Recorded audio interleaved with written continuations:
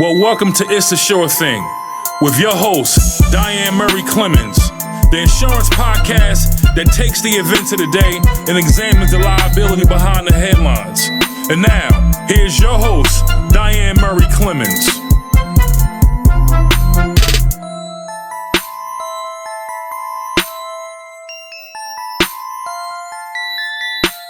People who are just jumping into on this live, and make sure you like and share this video.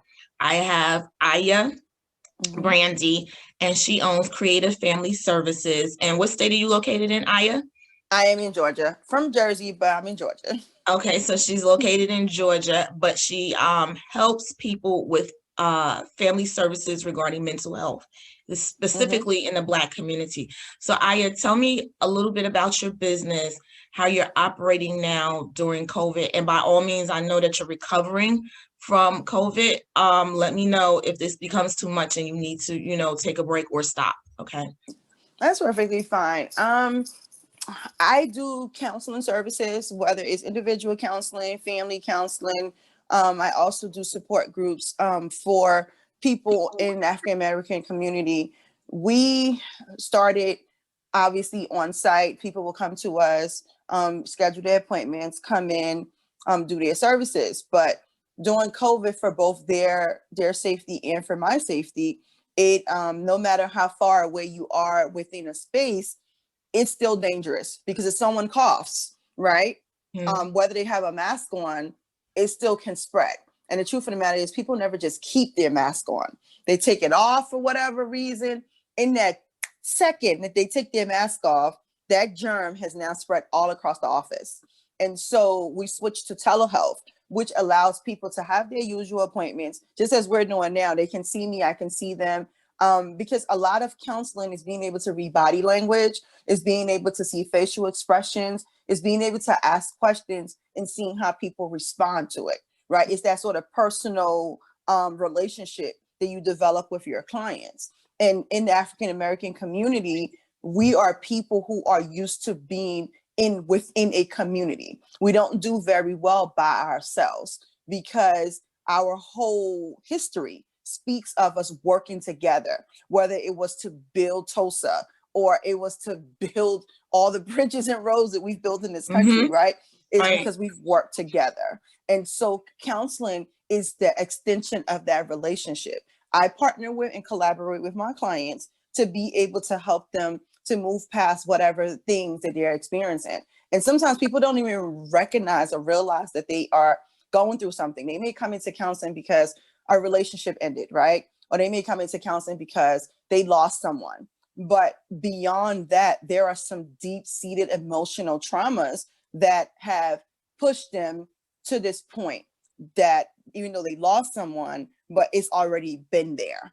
And so we try to help our clients see beyond the surface of what's going on. Because when you can heal the things that happen in childhood, or, happen in college, or the things that you've been covering up for so long, those nightmares that you have, if you can kind of work through them, see through them, then you can become a better person, and you can overcome whatever situation you're finding yourself in, or whatever decisions and patterns you continue to make.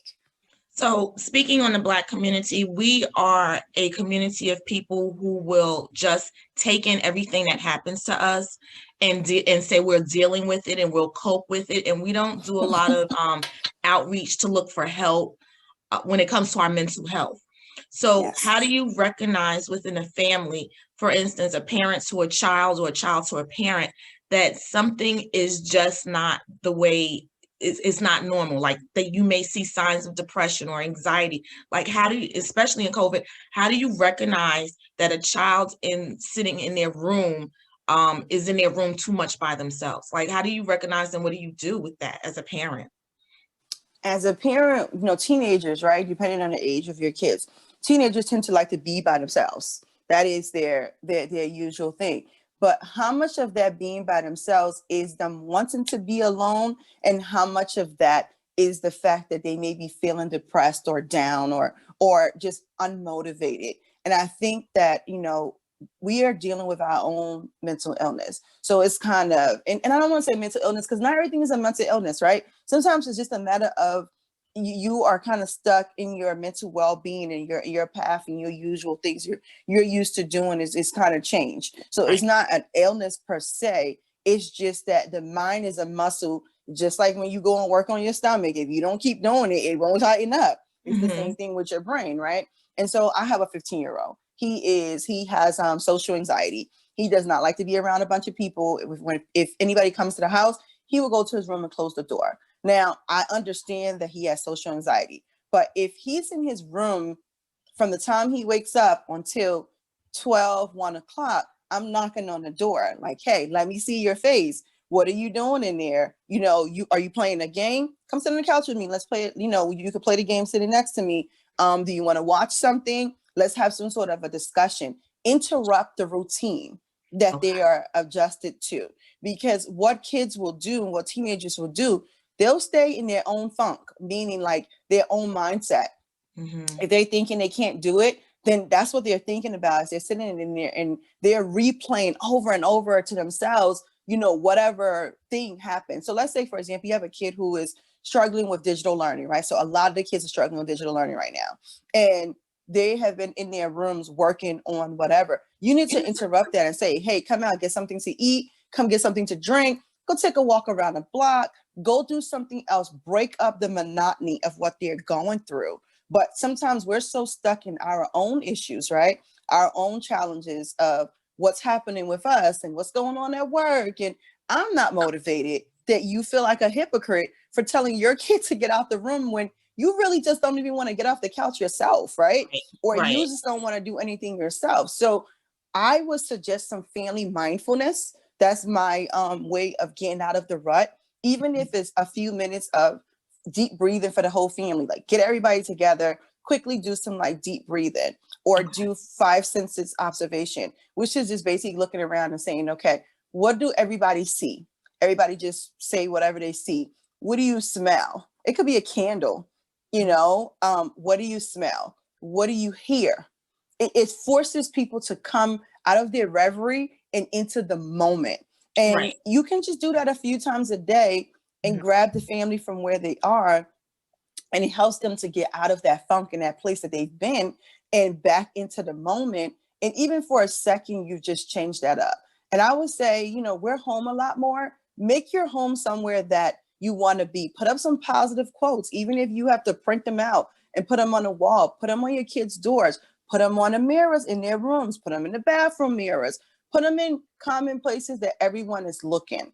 That this way, instead of what they was thinking, they're now thinking, oh, I can do this. Everything's going to be okay. Whatever the thoughts and the quotes are, do it as a family and have that there.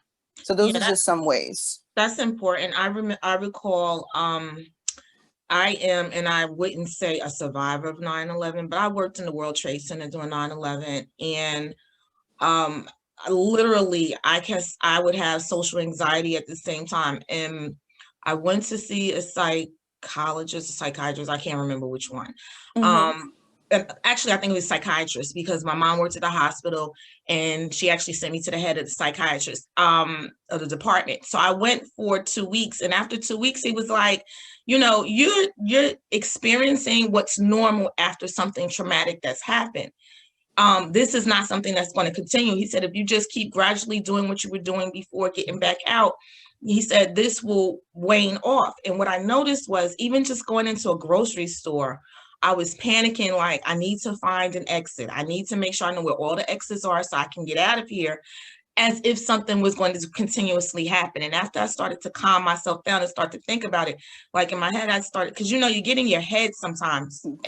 And you start to think things and make up things. You make up things in your head and say what ifs and all of these things, and it starts to overwhelm you. So I definitely understand when you talk about when people even with your son with social anxiety, just being around so many people at some time is just like too much.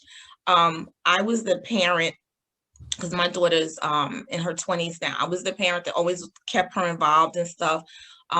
More so because she was in private school, but to keep her interacting with as many different groups of people as possible. Because I saw that when I was in high school, being around people that you weren't familiar with from different cultures kind of pushed you back into a shell that you shouldn't be in, and not as vocal about, just about yourself. So what do you suggest with parents and even adults that may have social anxiety? What are some things that they can do to help them? And when do they recognize it? Should they go get help? Social anxiety can be very debilitating. And for more people, especially now, it is seen as, oh, well, I'm protecting myself, right? And I think more of us have withdrawn into our shell because of the fact that we are still living during COVID times, right? We're still living, we don't know where people are going, what they're doing. And so we tend to not just physically social distance, we emotionally social distance from people. Yes. And so when you look at your common routine, and what do we call it now? Oh, I'm just introverted, or I'm just extroverted, or I'm an introverted extroverted, or whatever, right? And now we have sort of created within our homes and our environment things that stops us from talking to other people. But these are some signs is a challenge. For example, my son has social anxiety, and what he will do is the phone. Like, I give you an example. Yesterday I said, it's Friday, we're gonna find something, to eat. Is this something that we do on Fridays? This is a special treat.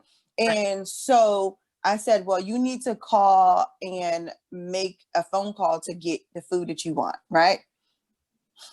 He refused. He was so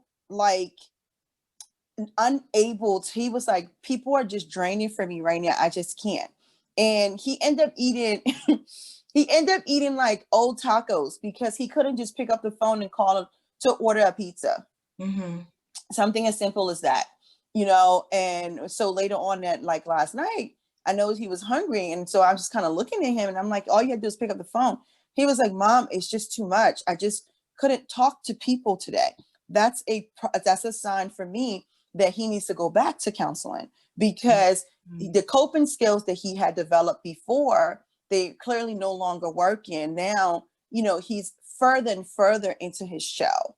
Right. So he's regressed in some ways. He's regressed in some ways. When you are unable to, we're not talking about initiating conversation here, right? But when you're unable to do your basic necessities, whether it's pick up the phone and make a phone call or say something to somebody, that means your social anxiety is worse. When you don't even call your family or your friends, that's definitely means your social anxiety is worse. When you feel palpitations and anxiety when that phone rings because you don't want to talk to anybody, your social anxiety has gotten worse. So those are just some signs that let you know it's time for me to get out here and get more skills. And for people with social anxiety, it's literally, it's like people drain them, right? It's like, being around a bunch of people makes you feel like you're drowning because it's just too much. And so there are specific, psychologists or counselors or therapists that work with that social anxiety, because it's helping the person to understand that none of this is real, like you're thinking, right? And it's having those scoping skills to be able to navigate their environment, not what is good for me or you, but what is good for them. How can they manage at work? How can they manage in the grocery store? How can they manage in their day-to-day life, trying to manage their social anxiety so that it's not taking over them? Now, you mentioned something important about coping skills and learning how to scope.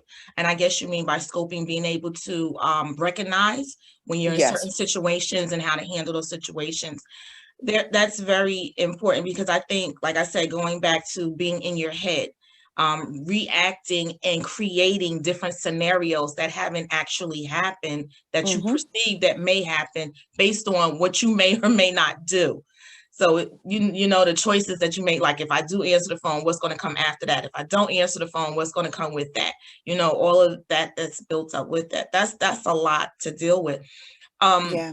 With that, how early can you detect something like social anxiety? Does it happen like when they're 3 or 4? Do you see interaction with children? Does it come out at different stages when they're adults?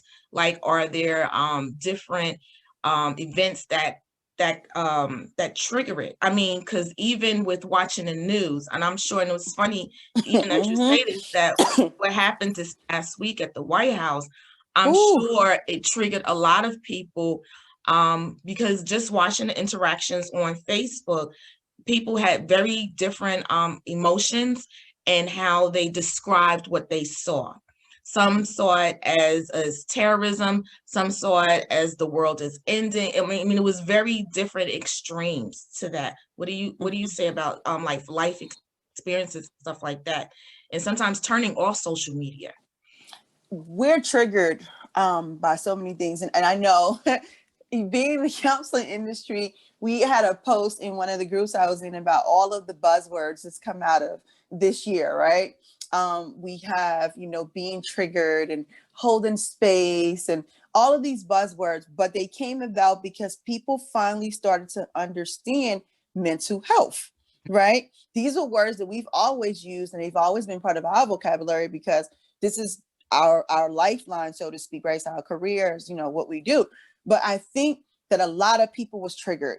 And so what a trigger is anything that causes you to think about an event in time period. You can be triggered in a positive way, and you can be triggered in a negative way. You ever heard somebody look at something and they start smiling and they're triggered by a memory, right, of looking at that thing? Now, you can say a word to someone and they could become very angry because what they're being triggered by something that passed. So all triggers are as our past experiences being brought to the forefront, right? So now you take somebody who's like a war veteran or who has served in a war or, have a spouse that has been in a war, or even, let's take it back to our community, right? We live in communities where we have seen a lot of violence, some of us, right? Whether somebody being shot, a drug deal gone wrong, somebody's family member overdose, right? Those are all triggering events that we live through. And what do? Chuck them back there and we just keep on moving, right? So now you take that incident that just happened with people basically storming the Capitol, and you start to think, is war coming to America's shores, right?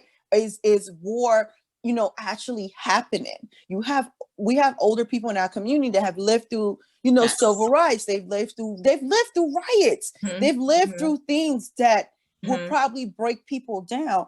And they're watching this and they're thinking in their head, is this really the end, right? And we all are some of our experiences. So depending on where your experience lies, what you've been told, what you've seen, right? Because now everything is right here.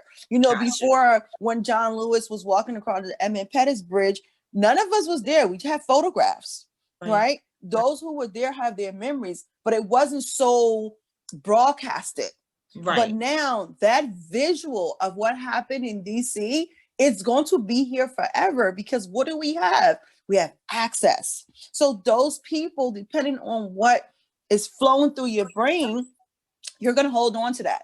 And you might be afraid to visit certain public buildings because you don't know. And remember, we've been living through this rhetoric for years. African-American people have been gaslighted by our feelings, have been gaslighted. We have been treated in the corporate environment like our feelings, our thoughts don't matter. So now it's compounded on top of that. And now people are looking at it as, this is a real problem for me because, now I'm not just being told, I am seeing images of the fact that my life don't matter, right? Because everyone now can recognize if that situation was African-American people or people of other races, different. It would have been a totally different situation. And so now the reality of now no one's telling me, I'm seeing it with my own two eyes. I'm living that if it. that was me, my life would have ended there. That's But right. now I know I live in two different Americas. So how That's do I right. reconcile myself with that? That's absolutely right. And it's funny, you touched on it.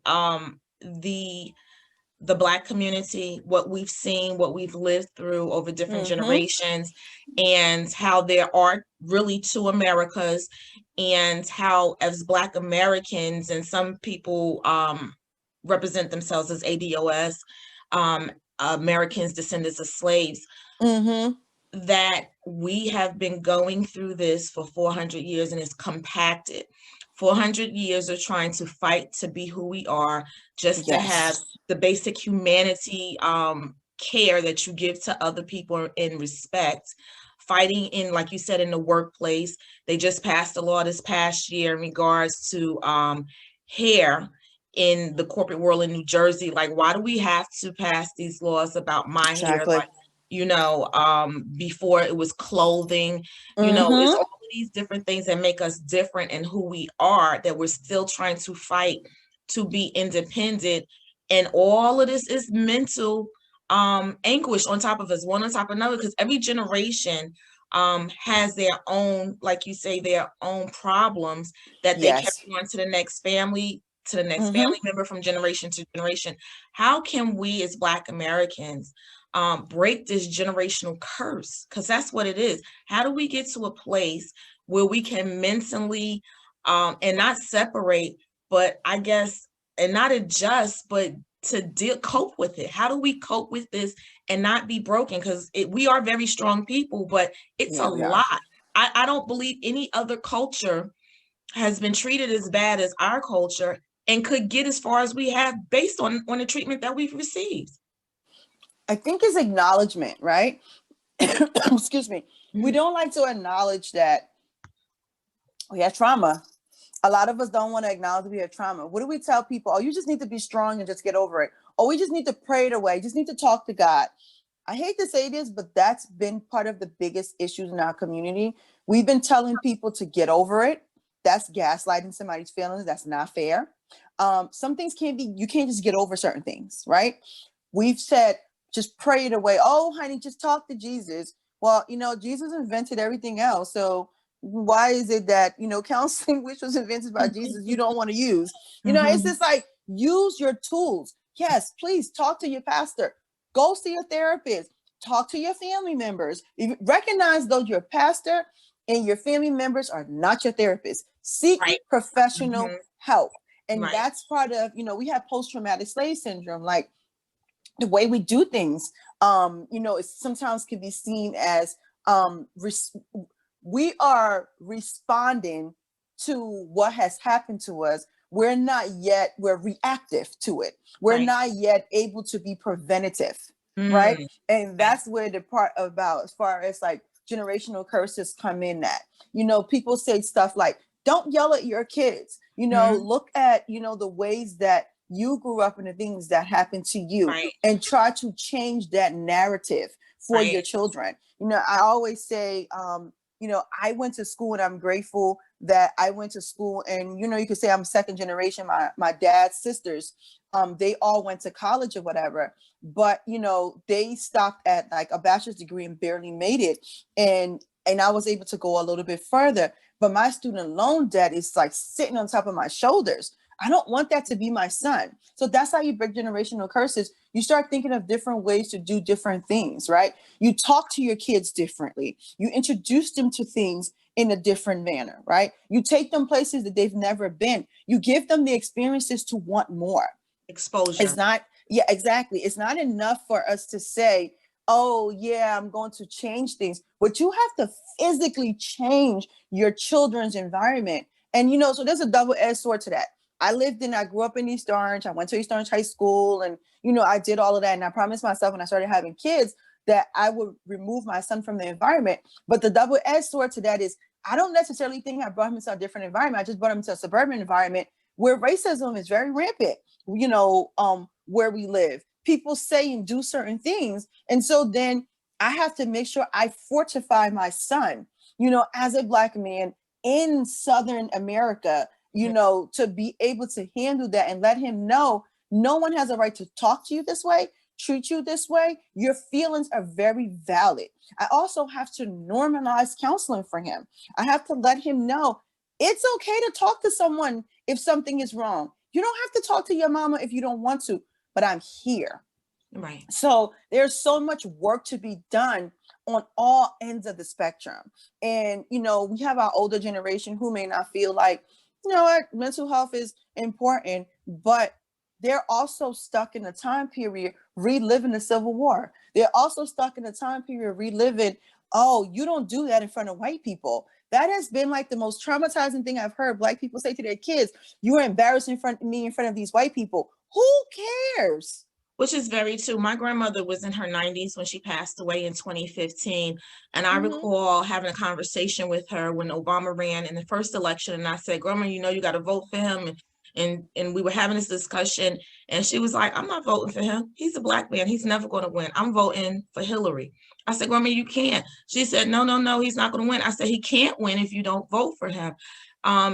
But she was stuck in a time where, like I said, she was in her 90s in 2015. Her grandmother raised her, and her grandmother was the daughter of a slave. Her mother died in childbirth after my grandmother was born. So there are a lot of things that are, I mean, it's not like we're so distant and so far away that it's not touchable. So we were really close enough to be able to see the repercussions of the 400 years of slavery, of civil rights, of post Jim Crow. So she's lived through so many different things and seen it. And like you said, her thought process on how she sees things and how you go to the store and what you did. And she lives in North Carolina. And I recall times when I would go down there and say, oh, I want to go X, Y, and Z. And my uncle would say, oh, you can't go there. You can't go there. That's just for the white people. And we're talking about in the 80s and the 90s. He was like, it's not safe for you to go down there. And you can't do this. Or I remember my mom taking me to a store there and saying, you know, when I was little, I couldn't even walk in the front door of the store. And I'm thinking to myself, I would never patronize this store ever again then. But she didn't see it as a problem going back to the store as an adult, because now civil rights, all of that has passed, and now she's welcomed in the store. But me being from a different generation, I'm saying I would never go there. I don't, if you couldn't accept me then, I don't want to give you my money now. Yeah. And that's a very true thing. And so as Black people, African-American people, whatever you identify with, we're still reeling with that, right? We still know that our lives, and when we leave our houses, how we're treated. I don't care how many times we can see on TV, they can scale the wall, they can break windows. We can't do that. That's right. And we know that we live in two different Americas. And depending on what their thought processes are, will depend on if you can come back home, to your family. It depending on if you are perceived as a threat, if they're perceived that they feel unsafe. It don't matter. I can say hello to you. You could feel like you're being unsafe, and you could shoot me. Your reason for it is that you felt unsafe. What made you feel unsafe? I had no weapons, no guns, no nothing. All I said was hello. Right. But in your head, I am a threat because of the color of my skin. And so that within itself is trauma, right? I'm concerned about, think how many dads are concerned about their sons. Think how many women are concerned about their husbands and their sons, and even their daughters when they leave the houses every day. You think about all the young people, Tamir Rice, Amir Arbery, all these people that died for doing the same basic things that humans do on a regular basis, but because of the color of their skin, they were a threat, right? And so how do you reconcile that? And that's the part where I say we need to have more conversation. Mental health does not mean you're mentally ill. Obviously, we have things like schizophrenia, we have bipolar, in our culture, we have, borderline personality disorders. We have this extreme, but the majority of the people don't have those things. But what they have is mental anguish. What they have is mental overwhelm. And what they have is a need to talk to somebody and get to the root of it to understand it. And in counseling, we have this thing called cognitive distortions.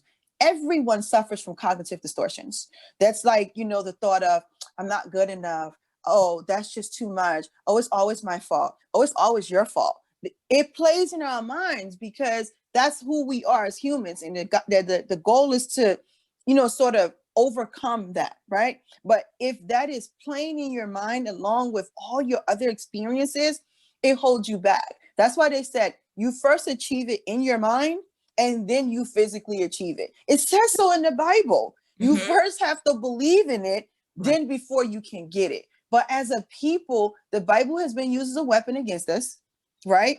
Our thoughts have been used as a weapon against us. Anything that we think. So we have to break the generational curses. And how we break that is we need to start having real conversations. Like, stop saying, your uncle, or, he's just crazy. You know how it is. He just been crazy. No, he is struggling emotionally and mentally, and has probably been struggling emotionally and mentally since a kid. And no one paid attention because he's the crazy uncle. Everybody will tell you to have a crazy uncle or aunt in their family. That person is struggling emotionally and mentally and calling out for help. But we're so used to struggling with our own and not want no one to know that we just chuck that to the side and say, oh, that's just how they are. They're standing on the corner and they're talking to themselves. And we're like, oh, how that's just the, the neighborhood, whatever person is drunk or whatever. And we're watching this person deteriorate. And we just accept that as the norm, that it doesn't have to be that way. That's true. We rationalize many things that are inaccurate, and we know that are wrong. It doesn't look right to us, and then we just ignore it because that's our way of coping. We ignore it, thinking if we ignore it, it's going to go away, and we don't have to address it. Because once we recognize it, then that puts the responsibility on us to either do something or not to do something. What do you think about social media? And what role does it play in our mental health for our youth as well as our adults? Do you think there should be limitations on social media, on how much we absorb into our time in our life?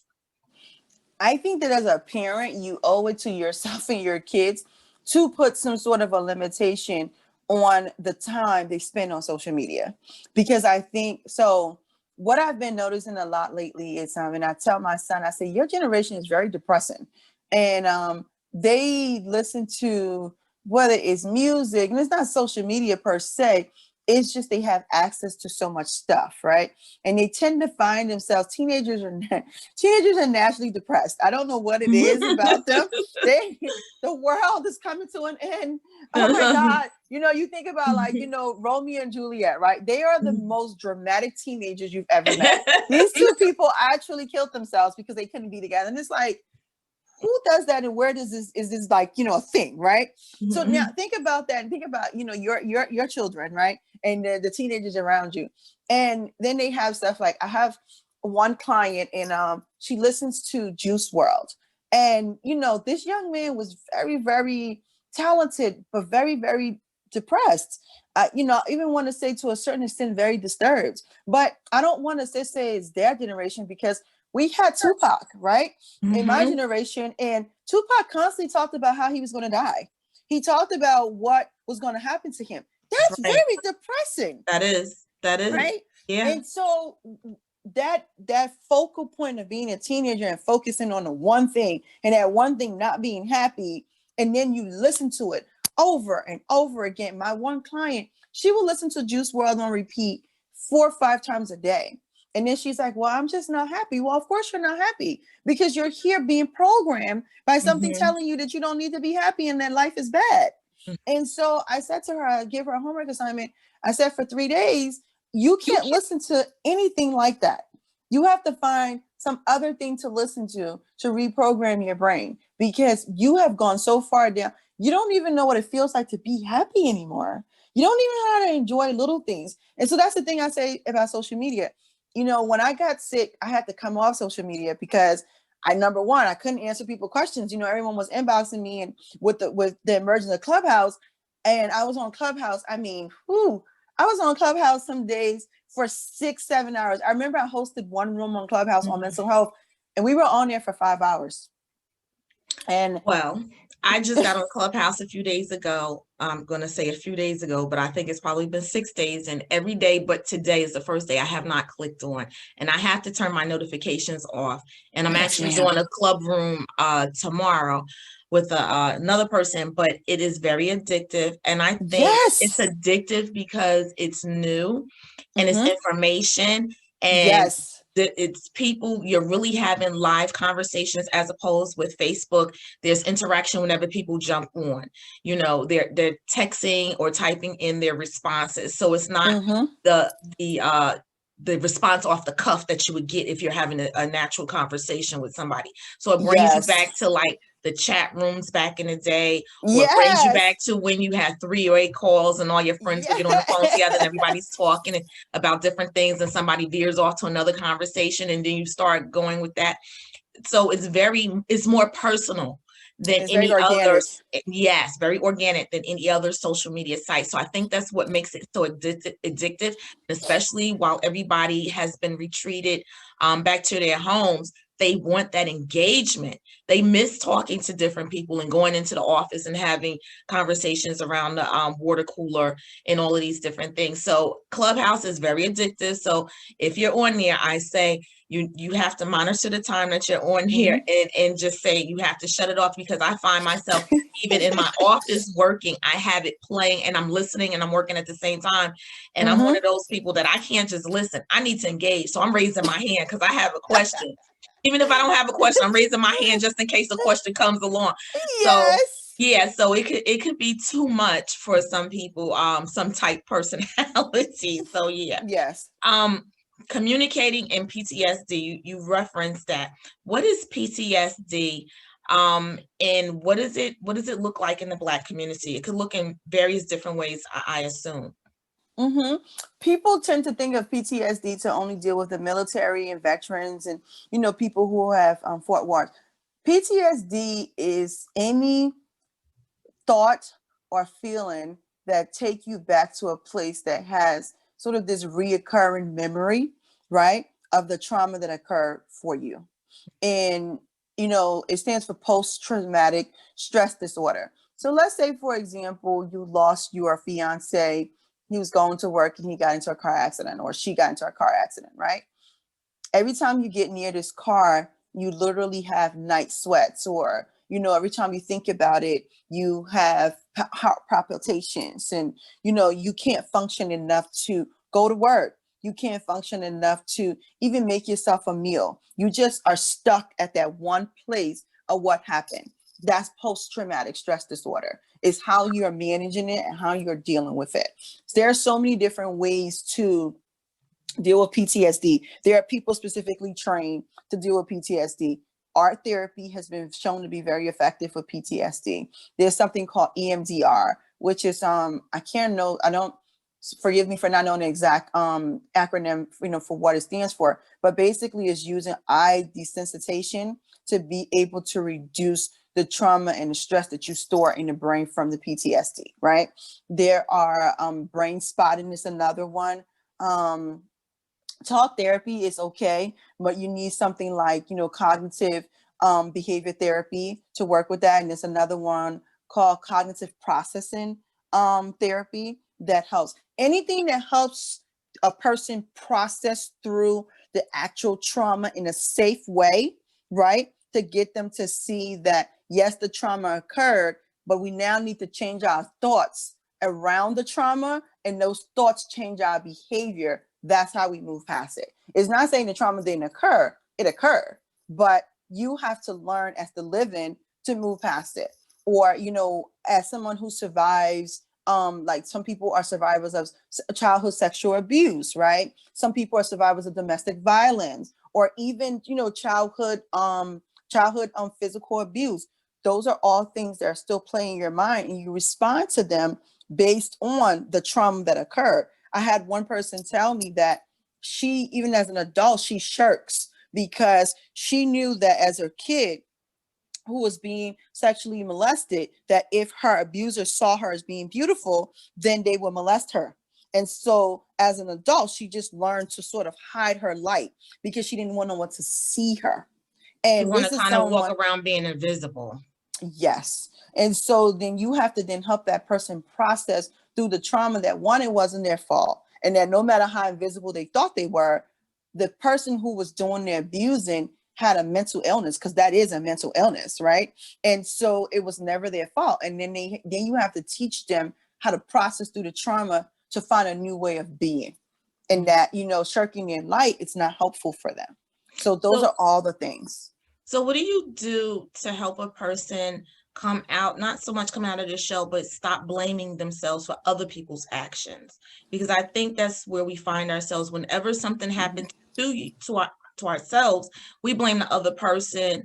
I mean, we blame ourselves for why it happened to us. So somebody else does something to us that's wrong, and we say, well, what did I do wrong? Maybe I was dressed wrong. Because I remember there was an era in this world when they talked about if women wore their skirts too short, that's why they were being snatched and raped, or because this was too tight, or because I've had I've had a church member in a church meeting say to me, well, if your shirt wasn't cut so low, I wouldn't be distracted. Like, how is that my fault that you are distracted and nobody else in the room is distracted? Like, what is it that's going on in your mind? But how do you stop people from blaming themselves and taking on the guilt of somebody else's transgressions? I think we talked about gaslighting earlier. I think people need to be more aware of gaslighting, because someone else can't control their baser needs or their emotional response. And so what do? They turn it to you.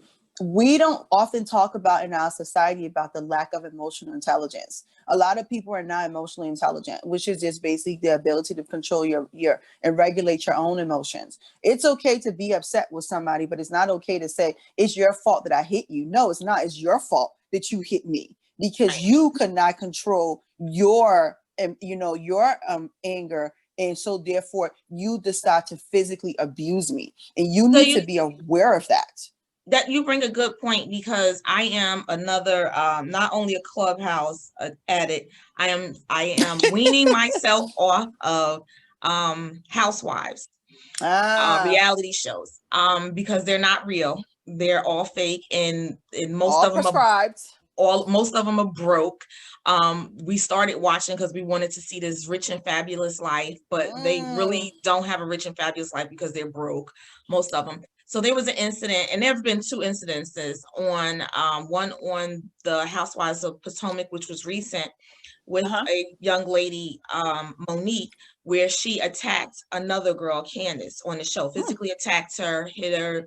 And when the ladies brought her together to see like what happened, what's going on, she had no remorse. She kept saying, I don't feel any remorse. I don't care. It happened. And then as it proceeded later on in the storyline, she went on to now get counseling by her pastor and by another psychologist. And she was like, oh, I didn't realize this was a trigger of when my father used to put his finger in my face, and it brought me back to that time. And then the ladies was like, yeah, no, we're not buying that. Like, you still didn't show any type of remorse that you were wrong in what you did, and you didn't control your own hands. And what they said was, other people's conversations or their mouths or how they speak to you should not be a trigger for you to physically touch them or abuse them. And this goes on to even with domestic violence. So you get into arguing with somebody and they decide that because they can't control your mouth, that they think the next step is to physically trying to control you, to stop you.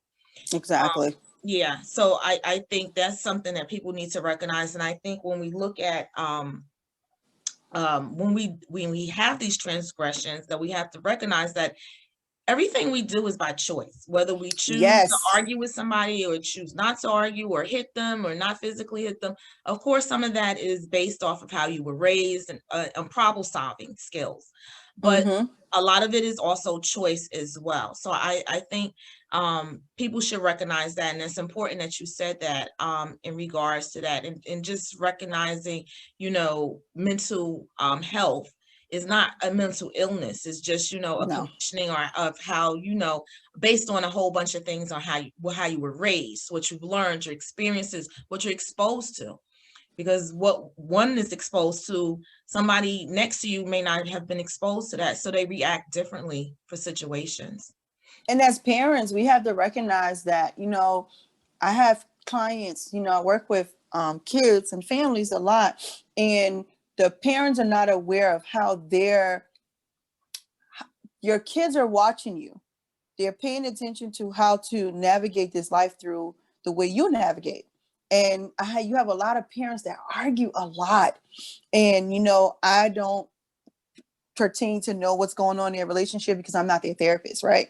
I may work with a kid in the family, or I may work with the family as a whole, but the kids constantly keep saying, my parents argue all the time.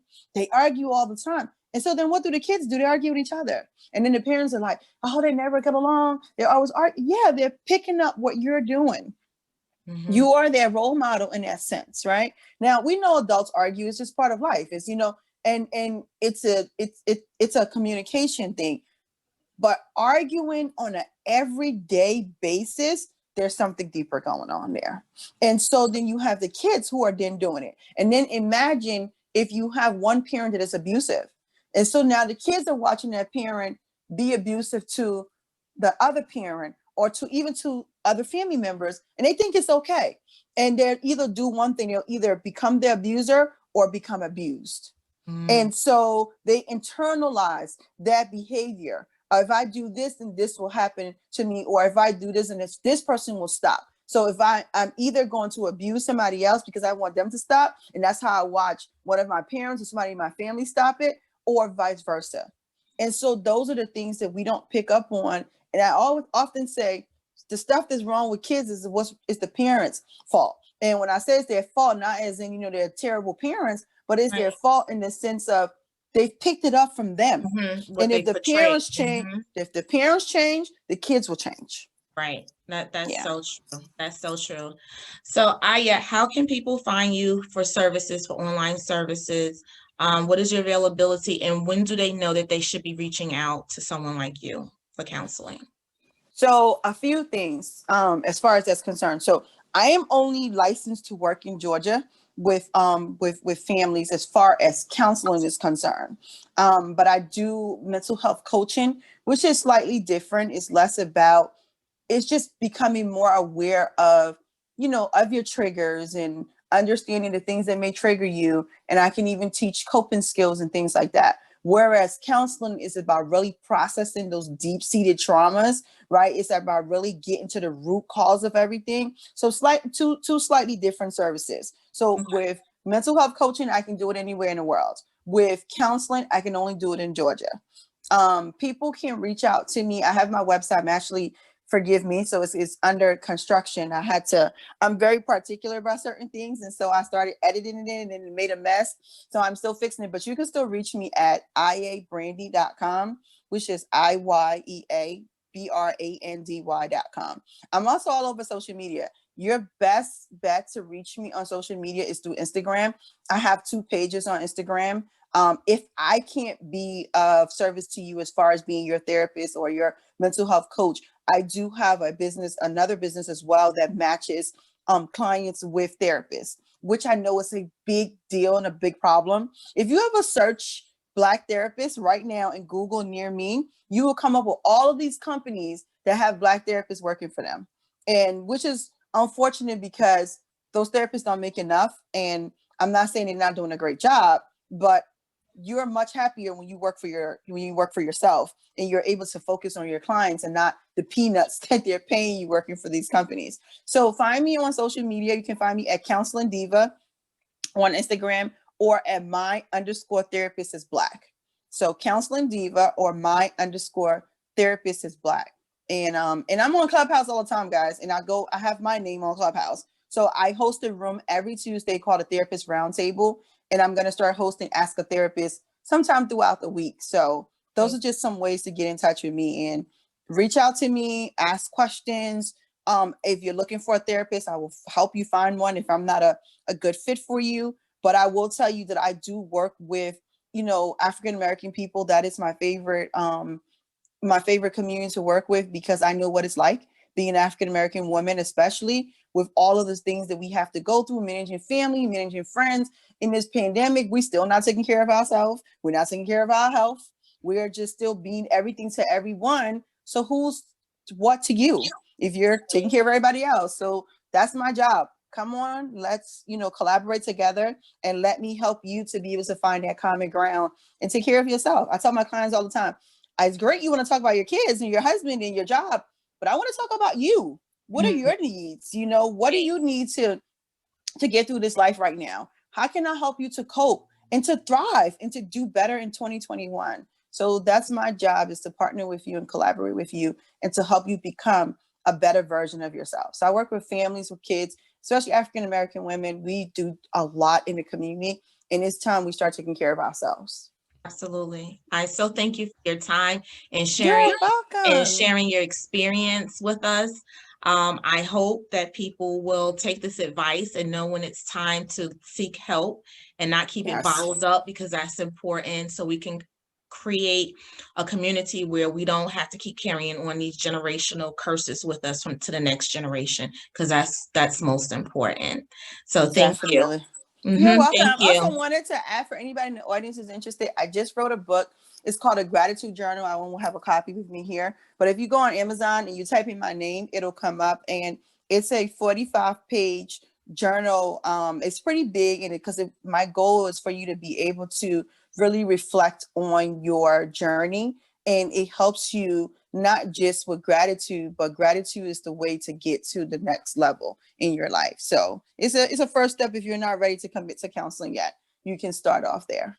Sounds great. Thank you. And you have a great day. Thank you for sharing. Too. Thank you, Diane. All right. Take care. Bye-bye. Bye.